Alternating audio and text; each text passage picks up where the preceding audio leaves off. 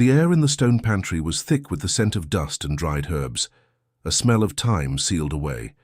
13-year-old Isaiah Miller watched his twin sister, Hannah, trace a line through the grime on a shelf lined with glass jars. Her fingers, small and smudged, stopped on a bottle filled with a clear, oily liquid, its label faded but legible. Carbolic solution.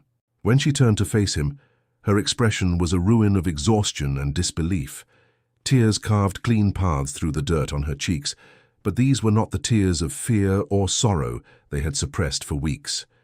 This was something else entirely, a staggering, impossible wave of relief that finally broke the dam of their composure. She clutched the small bottle to her chest as if it were the most precious thing in the world, her body shaking with silent, heaving sobs. In that forgotten room, surrounded by the ghosts of 100 preserved summers, they had found their salvation. This is a story about how hope can be found in the most unexpected of places, a testament to a kindness so profound it could reach across time to save 2 lost children. If you believe that stories of human goodness deserve to be heard, especially in difficult times, please take a moment to leave a like and subscribe to the channel so you don't miss what comes next. We love hearing from our community, so let us know in the comments where in the world you're listening from today.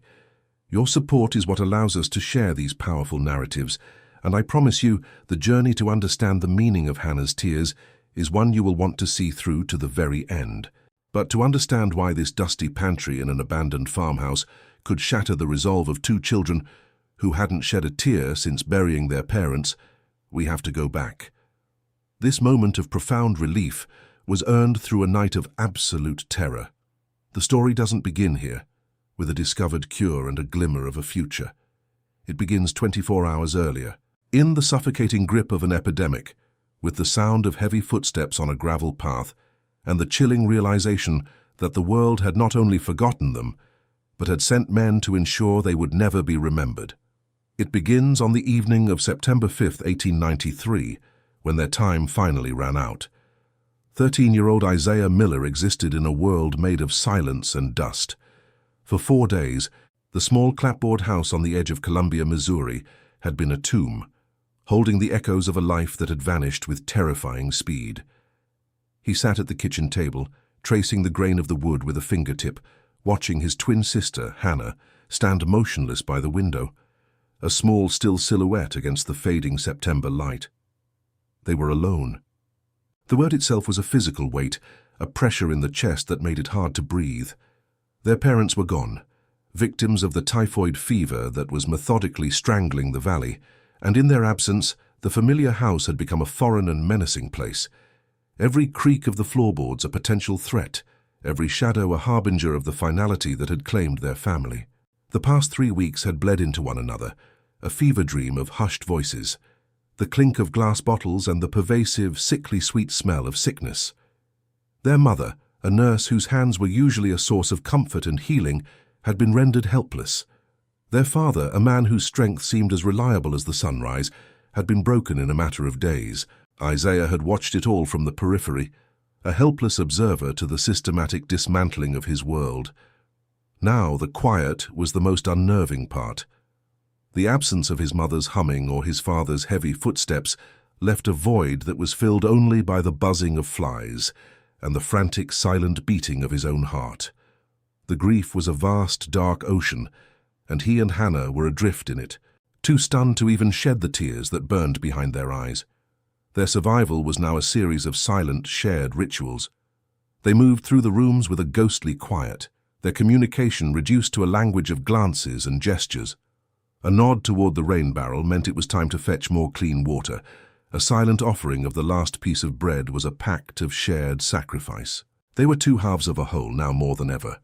Hannah, always the more observant, would track the movement of wagons on the distant road. Isaiah, the more practical, would check the latch on the back door a dozen times a day. They were not just mourning, they were waiting. They knew the world would not leave them to grieve in peace. They were liabilities now. Loose ends in a town consumed by its own fear and suffering, and they knew someone would eventually come to tie them off. The authority in their small corner of Boone County was a man named Dr. Cornelius Marsh. He was a portly figure with a thin moustache and eyes that never seemed to focus on the person he was speaking to, always looking past them, as if calculating something on a ledger in his mind. He had visited their home twice, his presence filling the small space with the scent of stale tobacco and an air of detached professionalism that offered no comfort. He had prescribed expensive, ineffective tonics, collected his fee and departed with a cursory nod. Isaiah remembered his mother's last coherent words, a weak whisper about the doctor's greed, his willingness to profit from the town's desperation. Dr. Marsh was not a healer. He was an opportunist, and the thought of being placed under his care was a fear as cold and sharp as a shard of glass. That fear had a name, the Boone County Orphanage. In the minds of the local children, it was not a place of refuge but a final destination, a subject of grim, whispered stories. The tales were always the same, centered on a drafty outbuilding they called the Fever Barn. It was said that children of the afflicted were sent there, locked away from the healthy orphans, given just enough food to prolong their misery. Survival was not the goal of the Fever Barn, containment was. Isaiah had heard that the few who emerged, gaunt and hollow-eyed, were often sold as cheap labor to farms further west, their family names forgotten, their pasts erased. The orphanage was a place where children disappeared, swallowed by the county's indifference and Dr. Marsh's cold-hearted bureaucracy. This fear was compounded by the town's own paralysis. The epidemic had ripped through the fabric of their community, leaving behind a patchwork of suspicion and isolation. Neighbors who once shared Sunday dinners now crossed the street to avoid one another. The Miller house, once a place of welcome, was now marked by disease, and they, the surviving children, were seen as remnants of the plague. No one knocked on their door with a basket of food or a word of condolence. They were utterly alone, sealed inside their grief, watching the world through their windows as if it were a distant, hostile country. Their isolation was absolute, a quarantine of sorrow imposed not by a doctor's order, but by the collective terror of a community that had turned inward to protect itself. Isaiah's hand often went to the worn leather pouch that lay on the mantelpiece. It had been his mother's, her nursing bag, and it held the ghosts of her competence. He remembered watching her grind dried yarrow for fevers or mix poultices with a practiced, confident efficiency. Now, its contents were meager. A few remaining dried herbs, some clean bandages, a roll of gauze. It was a pathetic inheritance, yet it was the most tangible connection he had to the safety and order that had once defined his life. Holding it, he could almost feel the phantom warmth of his mother's hand on his forehead, a memory from a time when the world made sense, a time before the water from the town well had turned from a source of life into a poison. The twins had tacitly agreed not to cry. Tears felt like a surrender, an admission of a hopelessness they could not afford to entertain. Their emotional energy was instead funneled into a state of heightened alert, a constant, straining vigilance. Every sound from outside, the rumble of a distant wagon, the bark of a neighbor's dog sent a jolt of adrenaline through Isaiah's veins. He would find Hannah already at the window, her small frame rigid, her eyes wide. They were living on a knife's edge, suspended in the unbearable quiet between the tragedy that had already happened and the one they felt was inevitably coming for them. Their childhood had ended 4 days ago. This was something else, a grim and watchful waiting game where the stakes were their very lives. Their existence had shrunk to the four walls of the house. Time was no longer measured by the town clock, but by the slow, deliberate rationing of their dwindling food supply. A half loaf of bread was divided with the precision of a surgeon, each crumb a precious resource. Their world was the dust mote swirling in the shafts of late afternoon sun, the familiar scent of wood smoke and lavender that still clung to their mother's shawl, the cold floorboards under their bare feet. They spoke little, but their shared silence was a conversation in itself, a constant reassurance that they were in this together. Whatever came next, they would face it as they had faced everything else, side by side, a silent, unbreakable unit against a world that had forgotten them. As dusk began to settle on that evening of September 5th, the familiar comfort of twilight was replaced by a creeping dread. The shadows grew longer, stretching like dark fingers across the wooden floor, and the cooling air seemed to carry a premonition. In the past, this time of day had meant their father returning from the fields, the smell of supper cooking, the promise of a story read by the warm light of the oil lamp. Now the approaching darkness felt like an accomplice to the forces gathering against them. It promised to hide the approach of whatever was coming, to swallow the last vestiges of their fragile temporary safety. Isaiah looked over at Hannah, her face a pale oval in the gloom, and he knew she felt it too. Their time was running out. The end of their fragile peace arrived not with a whisper, but with the hard, authoritative rap of a fist against their front door. The sound was an explosion in the quiet house, a violation of the tomb-like silence they had inhabited for days. Isaiah froze, his heart slamming against his ribs like a trapped bird. Across the room, Hannah's eyes went wide with a primal, cornered animal fear. Without a word, she darted from the window and slipped into the deep, narrow pantry, pulling the door almost completely shut behind her, leaving only a sliver of darkness through which she could watch. Isaiah, his breath held tight in his chest, crept silently from the kitchen and sank down onto the top step of the staircase, his body hidden by the shadows of the upper landing. He peered through the wooden balusters, his world shrinking to the space around the front door, waiting for the inevitable. The lock rattled, a harsh, metallic sound of someone testing its strength. Then came the voices, muffled by the thick oak of the door but clear enough to carry a chilling intent. One voice was low and gravelly, the other higher, with a nasal, impatient quality. They were not the voices of neighbors offering condolences. They were the voices of functionaries, of men carrying out a task they found tedious. They spoke not to the inhabitants of the house, but to each other, their words carrying an assumption that no one inside was capable of responding. Isaiah recognized the cadence of county business, the detached tone of men who dealt in paperwork and finalities, and a cold dread began to seep into his bones, a certainty that their period of being forgotten was officially over. The gravelly voice spoke first, its words laced with impatience. He was talking about the property, about taking an inventory of the farm's assets, once the matter of the children was settled. The other man replied, his reedy voice cutting through the evening air, referring to Isaiah and Hannah not by name but as the Miller liabilities. The word struck Isaiah with the force of a physical blow. A liability. That's what they were. Not grieving children, not orphans who needed care, but a problem to be managed. An inconvenient entry on a county ledger. He heard them discuss the value of the livestock and the condition of the fields. Their conversation a cold and methodical dissection of his parents' life's work, a prelude to its seizure. They were vultures circling, and he and his sister were merely the last obstacle to be cleared away. Then came the name that confirmed their deepest fears. Dr. Marsh's orders are clear, the first man stated, his voice devoid of any emotion.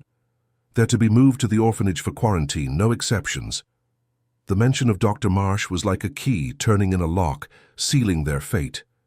It was him. The man who had sold their mother useless tonics, the man whose greed had felt more potent than any medicine. He was the architect of what was to come.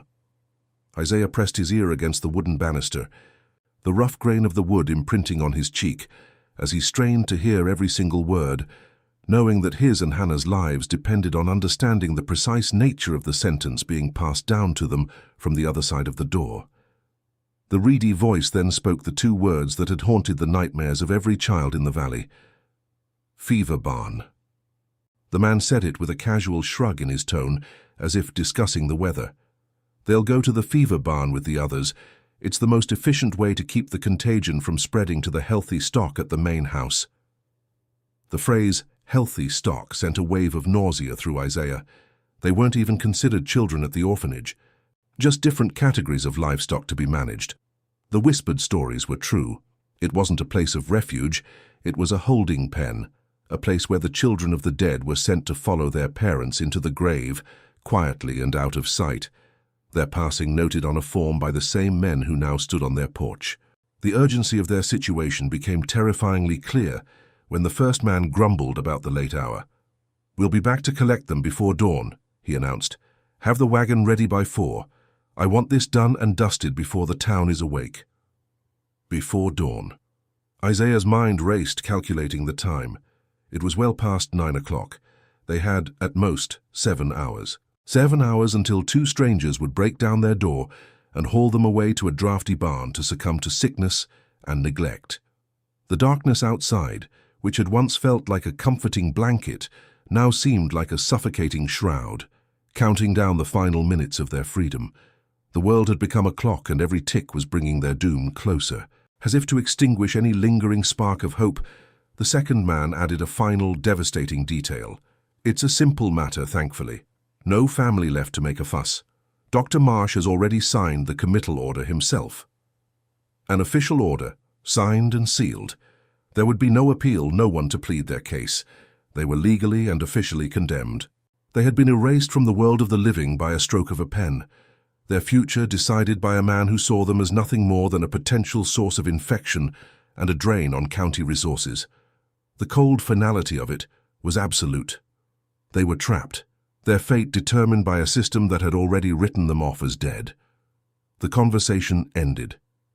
Isaiah heard the heavy crunch of their boots on the gravel path as they walked away, followed by the groan of a wagon axle and the snap of reins.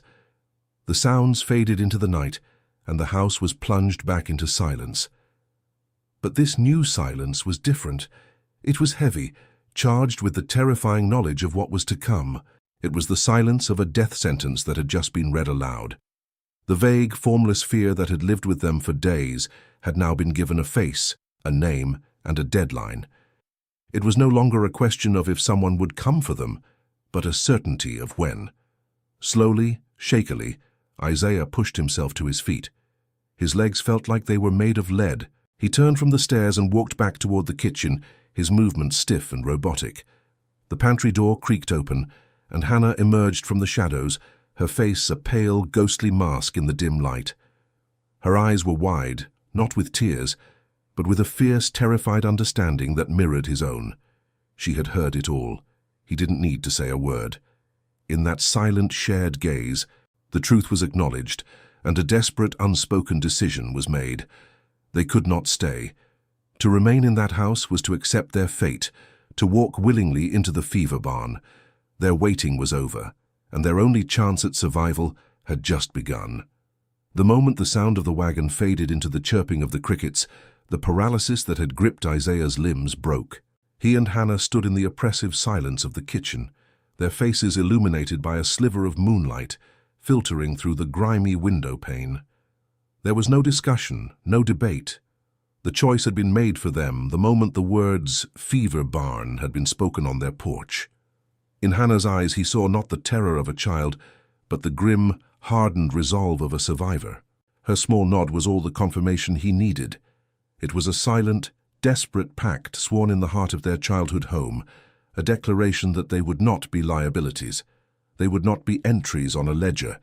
They would not wait for the wagon to return at dawn. They would run, and they would do it now before the night could betray them. The mantel clock in the parlor ticked with an agonizing slowness, each second a hammer blow against the anvil of their fear. Before dawn, the man had said. 4 o'clock. Isaiah's mind, sharpened by adrenaline, did the cold arithmetic. It was nearly 10. They had 6 hours. 6 hours to vanish from the face of the earth, or at least from the corner of it, controlled by Dr. Cornelius Marsh. The plan was a formless, terrifying void. Where would they go? The only answer that came to him was a memory of his father, pointing south from the edge of their fields toward the hazy, blue-green line of the distant Ozark Hills. A wild, unforgiving place, his father had said, but a place where a person could disappear. It wasn't a plan. It was a direction, a desperate heading away from the civilized cruelty that was coming for them. South was their only chance. Their preparation was a frantic, silent ballet performed in near-total darkness. They moved through the familiar rooms like ghosts, their bare feet making no sound on the wooden floorboards. Every action was imbued with a desperate finality. Hannah went to the larder, her movements swift and precise. She wrapped the remaining half-loaf of stale bread in a dishcloth and added a handful of shriveled apples to a small canvas satchel. It was a pathetic provision for a journey into the unknown, barely enough for a day, but it was all they had left in the world. As she worked, Isaiah crossed the room to the mantelpiece, his destination clear. He took down their mother's worn leather nursing pouch, the smooth, cool leather, a familiar and heartbreaking comfort in his trembling hands. It was their only inheritance, the last tangible piece of the life that had been stolen from them. For a paralyzing moment as Isaiah's fingers closed around the bag, a wave of absolute despair washed over him. He felt its meager weight, knew its contents were little more than dried yarrow and a few clean bandages. What good was this against the vast, uncaring wilderness? What good were 2 children against the cold, methodical machinery of the county? The fear was a physical thing, a cold knot in his stomach that threatened to undo his resolve. He thought of the fever barn, of the whispered stories of children wasting away in the damp and the dark. The image was so vivid, so horrifying, that it became a counterforce to his fear. The wilderness might kill them, but the orphanage certainly would. The choice was not between safety and danger, but between a chance and a certainty. He forced the thought from his mind, replacing it with a memory of his father on a clear winter's night. They had stood in the frozen field behind the house, his father's arm around his shoulder, pointing up at the vast, glittering expanse of the sky. He had taught Isaiah how to find the North Star, how to use the constellations as a map. "The world is full of signposts if you know how to read them, son," he had said. The memory was a small, warm light in the suffocating darkness of his fear. His father had given him the tools to navigate, to find his way even when he was lost. He hadn't known he was preparing his son for this, for a desperate flight for his life, but the lesson was the same. The memory was a compass, and it steadied his hands and hardened his heart for what he had to do. With the satchel and the nursing pouch ready, there was one last thing to do. While Hannah kept watch at the back window, Isaiah took a final, silent tour of the house.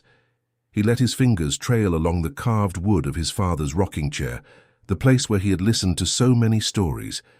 He stopped in the doorway of his parents' bedroom and looked at the patchwork quilt on the empty bed, each square a piece of a dress or a shirt from their life together. This was more than a farewell to a building. It was a goodbye to his entire world, to every memory and every moment of safety he had ever known. He was severing the last ties to his childhood, stepping out of the life that had been built for him, and into one he would have to forge himself, minute by terrifying minute. This was the point of no return. They huddled together in the kitchen, the minutes ticking away. They couldn't risk leaving just before the men arrived. They needed a significant head start. They agreed with a shared, determined look on 2 in the morning. It felt impossibly soon, a deadline rushing toward them. The decision gave them 2 hours of lead time, their fragile buffer against the coming dawn. They sat on the cold floor, their backs against the wall, listening to the rhythmic tick-tock of the clock. It was no longer just a measure of time. It was the sound of their old life ending and the sound of their desperate gamble beginning. Each tick was a step closer to the back window, a step closer to the unknown, and a step further away from the fate Dr. Marsh had planned for them. The final moments were a blur of focused action. They pulled on their sturdiest shoes, the worn leather scuffed and thin but better than nothing. Isaiah carefully, silently, tested the latch on the back window, ensuring it would open without a betraying squeak. He felt the cool night air on his face, carrying the scent of damp earth and distant wood smoke. It was the smell of freedom, but it was also the smell of a vast and dangerous world waiting for them. He looked at Hannah, her small frame silhouetted against the pale square of the window. Her fear was visible, but beneath it was a core of iron, a strength he drew on as his own. They were ready. The clock struck 2, its chime a soft, funereal bell tolling for the end of their life as the Miller children and the beginning of their life as fugitives. With the soft chime of the parlor clock striking 2, Isaiah slid the wooden window sash upward, the movement practiced and almost silent. A rush of cool, damp night air filled the stale kitchen, carrying the scent of wet grass and the promise of a world that was indifferent to their fate. It was the smell of a terrifying freedom. He climbed through first, his worn shoes landing with a soft thud on the patch of earth below. He turned and reached back for Hannah, his hands finding hers in the darkness, and helped her through the narrow opening. For a single, heart-stopping moment, they stood together in the shadow of their own home, looking back at the dark windows that had held their entire lives. The house was no longer a sanctuary. It was a trap they had just escaped. Turning their backs on it felt like severing a limb, a final, painful amputation of their past before they stepped into the vast, unknowable future. Their first steps were hesitant, a ghost-like procession across the familiar expanse of the back pasture. The ground, soft with dew, muffled their footsteps, but every rustle of grass, every snap of a twig, sounded like a gunshot in the profound silence. Above them, a sliver of moon cast a pale, ethereal glow, illuminating the landscape in shades of silver and black. It was a treacherous light, offering just enough visibility to avoid the worst obstacles, but also making them feel horribly exposed. Two small figures moving across an open canvas. Isaiah clutched the strap of his mother's nursing pouch, its meager weight a constant, physical reminder of how little they had to face the world with. Hannah walked close behind him, the small satchel of food bumping rhythmically against her side. A tiny, desperate provision against an immense and hungry wilderness that was waiting to swallow them whole. They reached the edge of their property, marked by a split-rail fence that separated their land from the uncultivated fields beyond. It was the first true barrier between their old life and their new one. The wood was old and weathered, prone to creaking and studded with rusted nails that could easily snag their clothes and betray their presence. There was no time to find a gate. Isaiah moved first, testing the rails for stability before carefully, deliberately, pulling himself over, his hands stinging from the rough, splintered wood. He dropped silently to the other side and immediately turned to help his sister. He guided her feet onto the lower rail, his hands bracing her as she climbed, their movements a synchronized, desperate dance. As her feet touched the ground beside him, a small, shared victory passed between them. They were across, they were away, and they had done it together without making a sound. They had just begun to move into the tall weeds of the next field, when the sound ripped through the night. It was the frantic, aggressive barking of a dog from the neighboring farmstead, a sharp, percussive alarm that seemed aimed directly at them. They froze instantly, their bodies rigid with a primal fear. Isaiah's heart hammered against his ribs, a frantic, trapped thing. He pulled Hannah down with him, and they crouched low in the wet grass, their breath held tight in their lungs. The barking continued, a relentless accusation echoing across the valley. Isaiah imagined lights coming on, a door opening, a man emerging with a lantern to investigate the disturbance. Every second they remained hidden felt like an eternity, their muscles screaming with tension, their minds racing with the terrifying possibility that their flight had ended before it had even truly begun. After what felt like a lifetime, the barking subsided, replaced by the distant, muffled shout of a farmer quieting his animal. The silence that followed was even more profound, more charged with tension than before. They waited, counting the slow, deliberate beats of their own hearts, until they were certain no one was coming. Slowly, cautiously, they rose to their feet and changed direction, veering away from the farm and toward a small copse of trees that offered the promise of better cover. The open field had become a death trap, and the dark woods, once a place of childhood ghost stories, now seemed like their only ally. Entering the tree line was like stepping into another world. The moonlight was instantly swallowed by the thick canopy of leaves, plunging them into a near-total darkness, where the air was thick with the smell of damp earth and decaying leaves. Inside the woods, disorientation struck with a dizzying force. The familiar guide of the North Star, which Isaiah had been using to keep them heading south, was completely obscured by the dense overhead branches. Without that single point of celestial certainty, the darkness became a suffocating, featureless maze. Panic, cold and sharp, pricked at the edges of his resolve. He was the navigator, the one who was supposed to know the way, and in that moment he was utterly lost. He stopped, forcing himself to stand still, to fight the rising tide of fear that threatened to overwhelm him. He could feel Hannah's presence behind him, her trust a heavy weight on his shoulders. He closed his eyes, took a deep, shuddering breath, and tried to access the calm, steady voice of his father, searching for another lesson buried in his memory.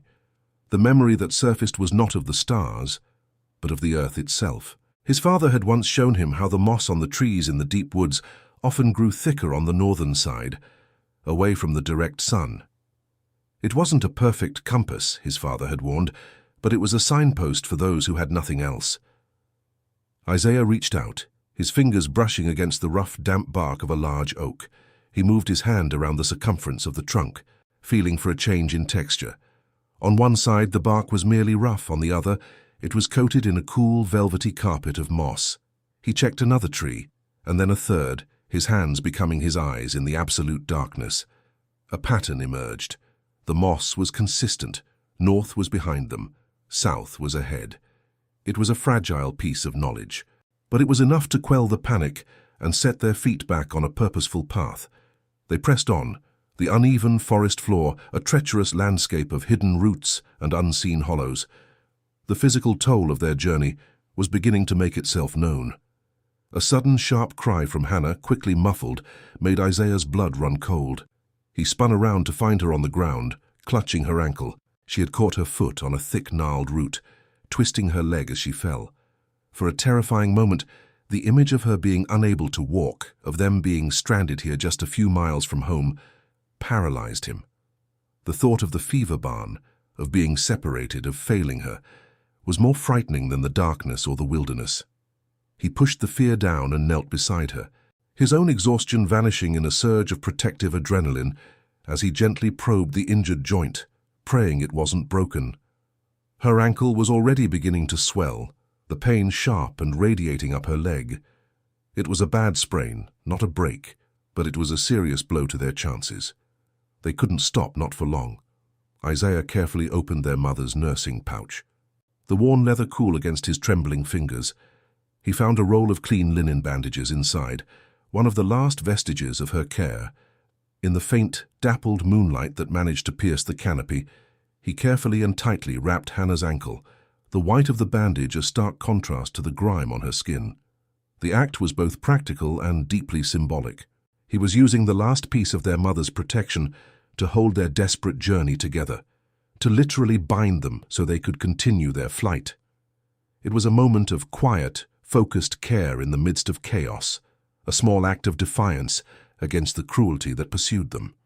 As he repacked the pouch, his fingers numb with cold and stress, the leather bag slipped from his grasp. It fell to the forest floor with a soft thud, disappearing into the thick layer of dead leaves. A fresh wave of panic, sharp and sickening, seized him. The bag was everything. It held the bandages, the dried yarrow, the last tangible connection to the woman who had been the center of their world. Losing it felt like losing her all over again, like being truly and finally orphaned in the heart of the woods. He dropped to his knees, his hands frantically sweeping through the cold, damp leaves, the rustling sound unnaturally loud. His fingers brushed against something smooth and cool. He snatched it up, clutching the pouch to his chest, his relief so profound it left him breathless. He would not lose it. He would not lose anything else. With Hannah leaning heavily on his shoulder, they moved on, their pace now agonizingly slow. The woods eventually gave way to the sound of rushing water, and they emerged from the trees onto the bank of a wide, shallow creek. It was another obstacle, but one they had to cross. The water, fed by cool mountain springs, was shockingly cold, a jolt of icy pain that shot up their legs and stole their breath. Isaiah went first, testing the depth and the current, then guided Hannah across, the rushing water tugging at their clothes and threatening to pull their feet out from under them. The smooth, algae-covered stones on the creek bed were treacherous, and they slipped and stumbled, but they held on to each other, a single, determined unit moving through the frigid water. The cold was a misery, but it also served to numb the throbbing in Hannah's ankle, a small, cruel mercy. Reaching the opposite bank, they collapsed for a moment, shivering uncontrollably, their lower bodies soaked and their feet completely numb. Yet as the initial shock of the cold subsided, a different feeling emerged. They had crossed the creek. They had put a barrier of fast-moving water between themselves and their pursuers. Looking back across the rushing stream, Isaiah felt a surge of grim satisfaction. Every obstacle overcome, every mile gained, made their capture less likely. The icy waters seemed to have washed away some of the paralyzing fear, replacing it with a hard-edged, resilient determination. They were cold, they were hurt, and they were exhausted, but they were still moving forward. And that was the only thing that mattered in this new, brutal calculus of survival. The landscape on the other side of the creek began to change immediately. The flat, familiar terrain of the valley floor gave way to a steady upward slope. They were now in the foothills of the Ozarks, The wilderness their father had spoken of with such respect and caution. The walking became a grueling, monotonous labor. Every step was a battle against gravity, their leg muscles burning with a fatigue so deep it felt as if it had settled into their bones. The air grew thinner, cooler, and carried the scent of pine and stone. They were climbing, moving not just away from the town, but above it, ascending into a different world, leaving the low-lying sickness and the grasping hands of Dr. Marsh further below with each painful, upward step. As they navigated a particularly steep section of the trail, a light flickered in the woods ahead. They both dropped to the ground instantly, their bodies reacting before their minds could even process the sight. A lantern. A search party. The thought was a jolt of pure terror. They lay flat against the cold earth, their faces pressed into the dirt, waiting for the sound of voices or footsteps. But the light flickered again, a soft, silent pulse, and then another appeared a few feet away. Fireflies. The realization brought a wave of relief so intense it made Isaiah feel weak. It was just an insect, a harmless bit of nature's magic. At the same moment, the clouds that had been scudding across the sky finally parted, revealing the moon in its full, unobscured brilliance, bathing the entire hillside in a clean, silver light that made their path forward clear. 2 hours had passed since they had slipped out of their window. Isaiah could feel the timeline of the night pressing in on him. The men would be arriving at their house soon. The wagon would be waiting. The thought was a constant, invisible pressure, a phantom presence that drove them onward even as their bodies screamed for rest. The initial adrenaline that had fueled their escape had long since burned away, leaving behind a profound, hollow exhaustion. Now they were moving on something else, something deeper and more primal. It was the simple, animal instinct to survive, a refusal to be caged, a stubborn insistence on drawing one more breath in freedom, and then another, and another. Their fear was no longer a paralyzing force. It had been transformed into fuel for their impossible journey. They paused on a small rocky outcropping to catch their breath, and for the first time, they looked back. The view was staggering. The entire valley was spread out below them like a dark, sleeping map. They could no longer distinguish their house or their fields. The town of Columbia was just a distant, faint scattering of lights, a place that already felt like it belonged to another lifetime. They were so high up, so far away. The world they had known had shrunk to a memory. They were utterly, completely alone now, adrift in a vast sea of darkness and mountains. Isaiah looked at Hannah, her face pale and strained in the moonlight, her eyes reflecting the same mixture of terror and resolve that he felt in his own heart. In that silent, shared gaze they affirmed their unbreakable pact. They were all they had, and they would be enough. The path before them narrowed to a faint dirt track, barely more than a deer trail, winding its way deeper and higher into the hills. It was an intimidating sight, a line disappearing into an even greater darkness, into a wilderness that promised nothing but hardship. Their physical and emotional reserves were almost completely depleted. Hannah's limp was more pronounced, and every step Isaiah took was a conscious act of will against the crushing weight of fatigue. They had escaped the immediate trap, but they had run headlong into another, the vast, unforgiving indifference of nature. Hope was a flickering ember, threatening to be extinguished by the cold, lonely wind that swept down from the higher peaks. They were reaching the absolute limit of what 2 children could endure. The first hint of dawn was still an hour away, but the night felt different, as if it were holding its breath before the arrival of the sun. Their 2-hour head start had been spent, and the margin for their survival was growing thinner with every passing minute. They were no longer running on thought or planning, but on pure mechanical instinct. Left foot, right foot. Breathe in, breathe out. The world had been reduced to these simple, repetitive actions. They had successfully fled the house, they had navigated the fields and the forest, and they had begun their ascent into the mountains. They had survived, but survival was a continuous act, and as they staggered along the dark, lonely track, they knew this was only the beginning. Their true test, a challenge beyond their imagining, was waiting for them just ahead in the deep, silent shadows of the hills. The stallion, after hours of leading them on a relentless, agonizing climb, finally came to a halt. It stopped before a weathered wooden gate half hidden by overgrown lilac bushes. its greying timbers almost blending into the morning twilight. The path had ended.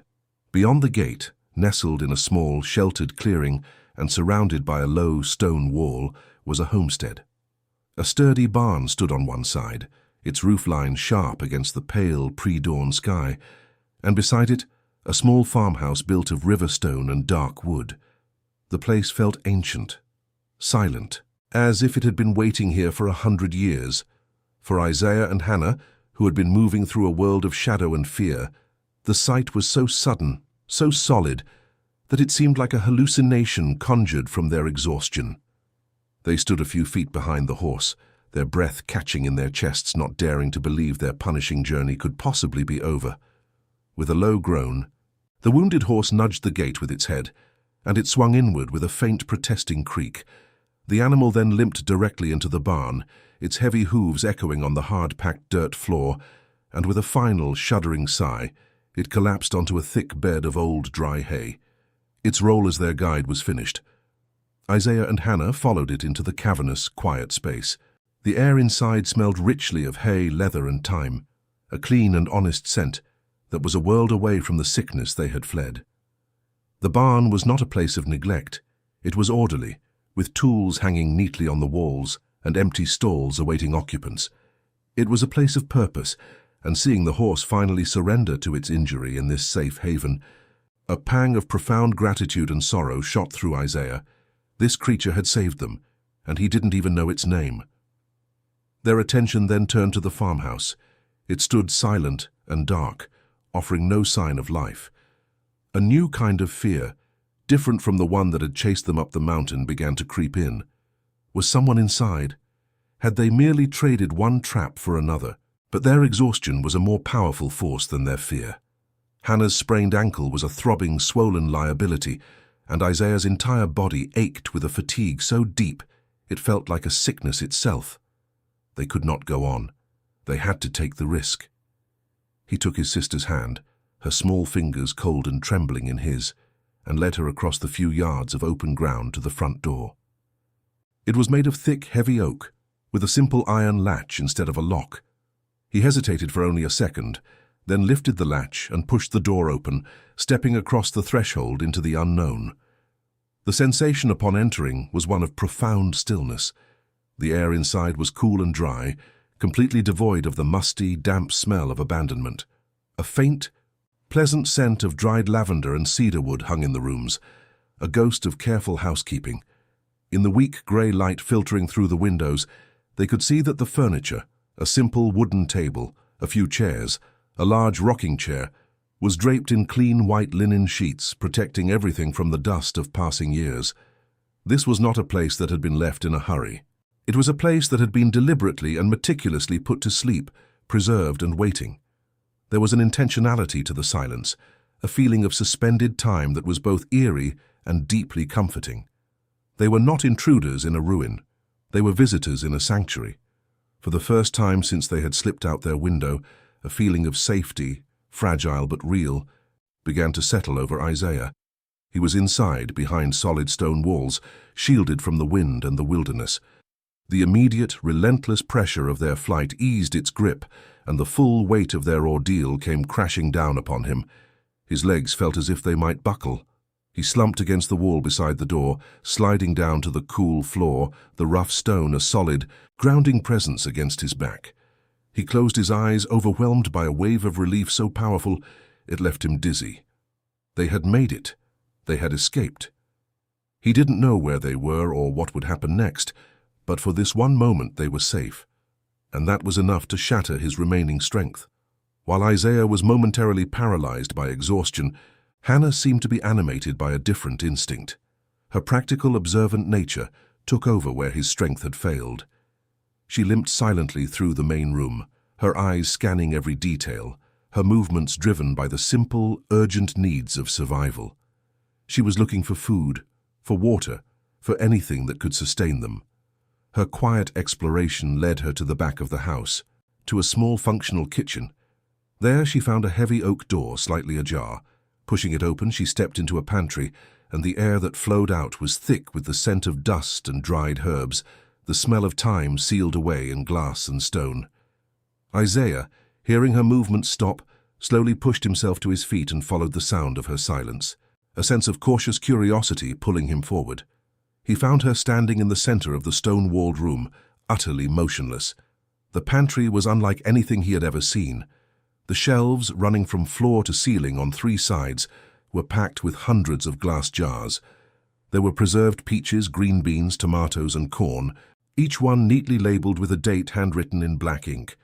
The labels read 1891 and 1892. This was not just a season's worth of canning. It was a meticulously prepared stockpile, enough food to last for years, all of it sealed and waiting. The sheer scale of the provision was staggering, an act of foresight so profound it bordered on the unbelievable. It was a fortress built against hunger, a promise of survival that had been sitting here in the darkness waiting for someone to find it. The sight of the food was a miracle, but it was not what held Hannah's attention. Her gaze had been drawn to a separate set of shelves on the far wall. These were filled not with food but with smaller, darker bottles, corked and sealed with wax. They were organized with the precision of an apothecary, their labels written in the same neat, careful hand. Isaiah moved to stand beside her, his eyes trying to make out the words in the dim light. He saw labels for willow bark, for quinine, for iodine. It was a complete collection of medicinal compounds, a doctor's arsenal prepared and stored away. This place wasn't just a refuge from starvation. It was a bastion against the very sickness that had destroyed their world, a fully equipped hospital hidden away in the mountains, waiting for the sick and the desperate. Hannah's small, smudged fingers, which had been tracing a line through the grime on a shelf, stopped on one particular bottle. It was filled with a clear, oily liquid, its contents seeming to glow faintly in the gloom. She took it down from the shelf with a reverence that puzzled Isaiah, her hands trembling slightly as she held it. She turned to face him, and he saw that her expression was a ruin of exhaustion and utter disbelief. The stoic resolve that had carried her through the death of their parents and their terrifying flight had finally, completely shattered. She was looking at him, but her focus was on the small bottle she clutched in her hands, as if it were the most precious object in the world, the answer to a prayer she hadn't even known how to speak. Then he saw the label, faded but still legible in the growing light of dawn. Carbolic solution. It was a powerful disinfectant, a compound their mother, in her last lucid moments, had whispered was one of the only things that could truly fight the typhoid contagion. It was the one thing Dr. Marsh had been unable or unwilling to procure. And here it was. In that instant, Isaiah understood. Tears began to carve clean paths through the dirt on Hannah's cheeks, but these were not the tears of fear or sorrow they had suppressed for weeks. This was something else entirely, a staggering, impossible wave of relief that finally broke the dam of their composure. She clutched the bottle to her chest, her body shaking with silent, heaving sobs. In that forgotten room, surrounded by the ghosts of 100 preserved summers, they had found their salvation. While Hannah's sobs slowly softened into quiet, shuddering breaths, a new and unfamiliar sensation began to dawn in Isaiah's mind: curiosity. For hours his entire being had been consumed by the singular, animalistic drive to survive, to move, to escape. Every thought had been a calculation of risk, every muscle a tool for forward motion. But here in this strange, quiet haven, the immediate threat had receded, and in its place, questions began to bloom in the silent, exhausted spaces of his thoughts. Why was this place here? Who had stocked these shelves with such impossible foresight? It felt like more than just an abandoned farm. It was a deliberate creation, a puzzle box waiting to be opened. The pantry was a miracle of provision, but it was the kitchen that held the key. On the simple, scrubbed pine table, a place of honor, lay a single object that did not belong with the preserved food and the covered furniture: a thick, leather-bound journal. The book was heavy in his hands, its cover worn smooth by time and use, the leather supple and dark. It felt important, a repository of a life lived with great intention. He carried it over to the window, where the first pale, grey light of dawn was beginning to spill into the room, and carefully opened it to the first page. The handwriting inside was elegant and precise. The ink faded from black to a soft brown. The first words, dated March 12, 1888, were an anchor in the sea of their confusion. My name is Dr. Thomas Holloway, and this journal will be a record of the last great work of my life, and that of my wife, Dr. Margaret Holloway. Doctors. The word resonated with a profound, almost painful irony. They had fled from a doctor who condemned children, only to find refuge in a place built by two who had clearly dedicated themselves to saving them. The first piece of the puzzle had clicked into place, revealing the corner of a much larger picture. Isaiah's eyes scanned the pages, his exhaustion forgotten, replaced by a ravenous need to understand. He learned of the Holloways' life in Colombia, their practice, and the event that had shattered their world, the diphtheria outbreak of 1888. With a growing sense of shared grief, he read Thomas's account of losing their only son, a 7-year-old boy named Samuel, to the disease. The doctor wrote not with clinical detachment, but with the raw, unvarnished pain of a father who had been helpless to save his own child. He blamed the town's poor sanitation, the contaminated water, and the medical ignorance that had allowed the epidemic to fester. It was a mirror of their own tragedy, a story of loss born from the same preventable failures. But unlike their parents, the Holloways had possessed the means and the time to transform their grief into a powerful, enduring purpose. The journal became a chronicle of that purpose, a testament to 2 lives spent building a fortress against future sorrow. Isaiah read about the purchase of this remote parcel of land, chosen for its high elevation and its clean natural spring. He followed their progress through the seasons, the back-breaking work of clearing the land, building the stone house with their own hands, and planting the orchard that would provide fruit for decades to come. There were detailed entries about soil composition, crop rotation, and the best methods for preserving food, complete with drawings and meticulous notes. It was the work of scientists, but it was fueled by the hearts of parents who had vowed that no other child should suffer as their son had. This homestead was not a retreat from the world. It was a carefully constructed lifeboat, built and provisioned for a flood they knew would one day come again. He turned a page and found Margaret's entries, her handwriting a bit more fluid but just as precise. She was the one who had prepared the apothecary. Page after page was filled with notes on herbal remedies, the distillation of tinctures, and the creation of disinfectants. Isaiah's breath caught in his throat when he saw the entry for carbolic solution, dated August 1891. Margaret had written about its effectiveness against waterborne contagions, noting that it was expensive and often difficult for rural communities to acquire in a crisis. She had prepared a supply large enough to treat an entire ward, sealing it in dark glass bottles to protect it from the light. She had anticipated their exact need, 2 years before it ever arose. The realization was staggering. Their salvation was not a matter of luck, but the result of a stranger's empathy and scientific rigor. The most unbelievable revelation was yet to come. In an entry from the spring of 1892, Thomas wrote about the final piece of their plan. He described a large bay stallion they had purchased, a creature of remarkable intelligence and calm temperament. They had named him Messenger. For over a year, they had trained him not as a farm animal, but as a sentinel. They had taught him to recognize the sounds of distress on the low roads, the cough of sickness, the cry of a child, and to lead those he found away from the valley and up the hidden path to the homestead. The horse that had led them here, the wounded animal now resting in the barn, had not been a random encounter.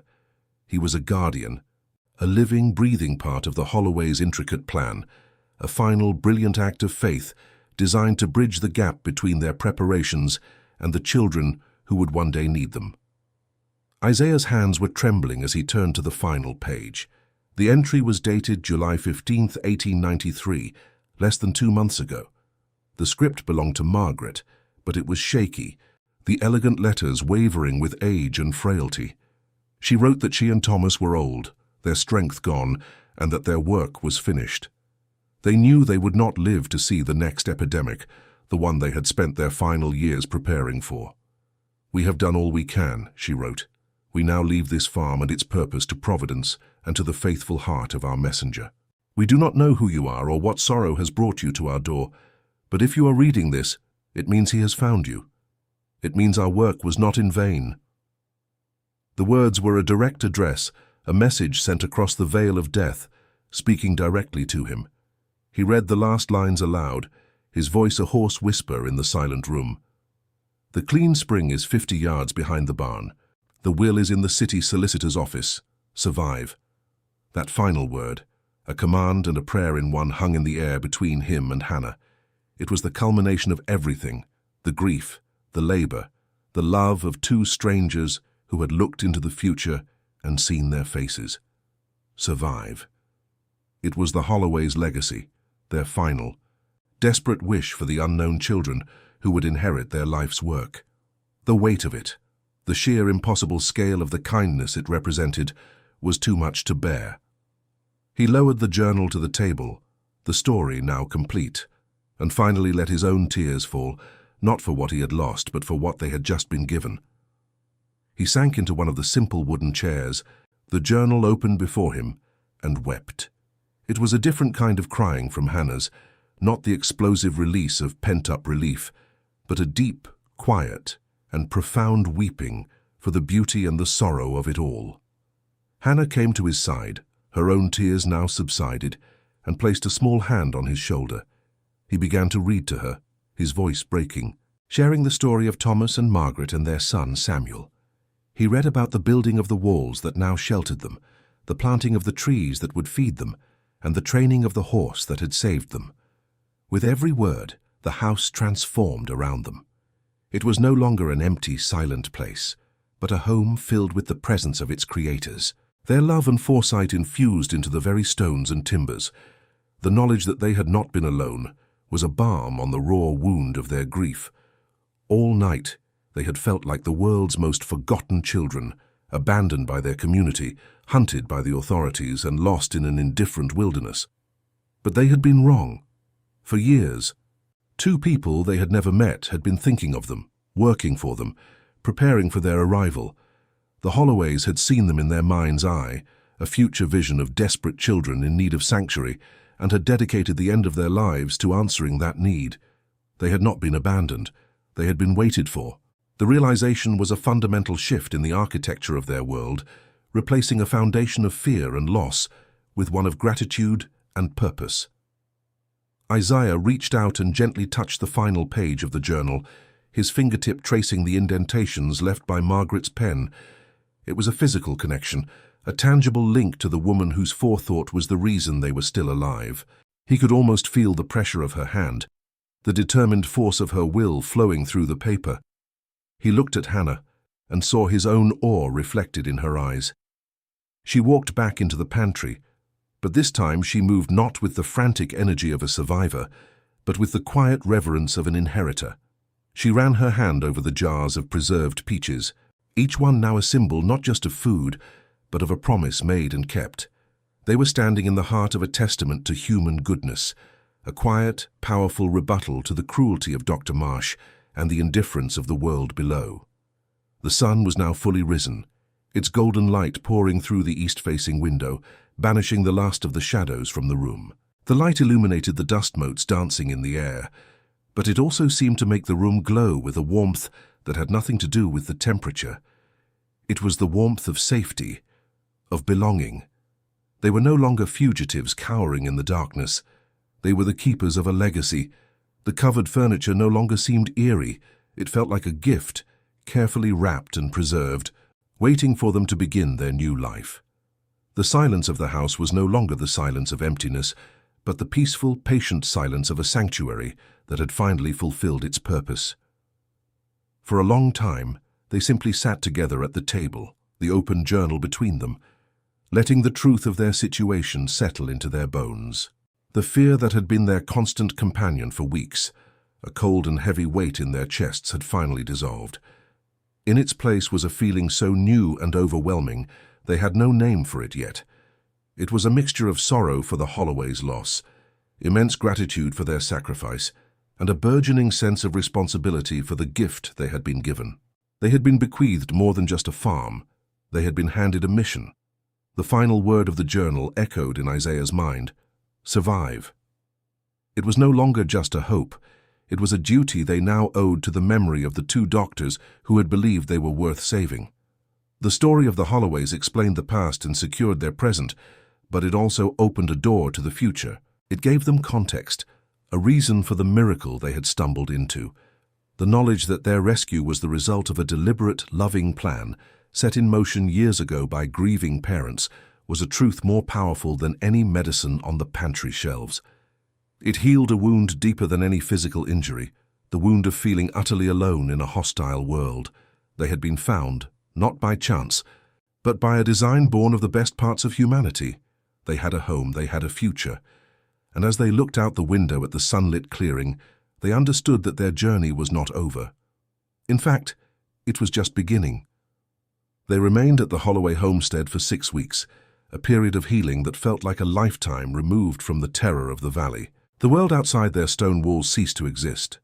Their days fell into a new gentle rhythm, governed by the rising sun and the needs of the farm. They nursed Messenger back to health, cleaning his wound with the supplies from the apothecary and feeding him the best of the oats from the granary. They explored every corner of their inheritance, guided by the detailed notes in the Holloway's journal. They learned to work the water pump for the clean spring, to identify the edible plants in the garden, and to bake bread in the old stone oven using the preserved stores of flour. It was a time of quiet work and profound peace, a gentle restoration of a childhood that had been violently interrupted. They were not just surviving. They were learning to live again, surrounded by the tangible evidence of a love they had never known. As the first autumn chill began to settle in the high mountain air and Messenger's strength returned, a new resolve took root in Isaiah's heart. He would look down at the valley from the edge of the clearing, the distant town a mere smudge on the horizon, and think of the other children. The journal had been a gift of knowledge, and the farm a gift of safety. But he knew these gifts were not meant to be hoarded. The Holloways had built this place for the orphans of epidemic, in the plural. He and Hannah were just the first.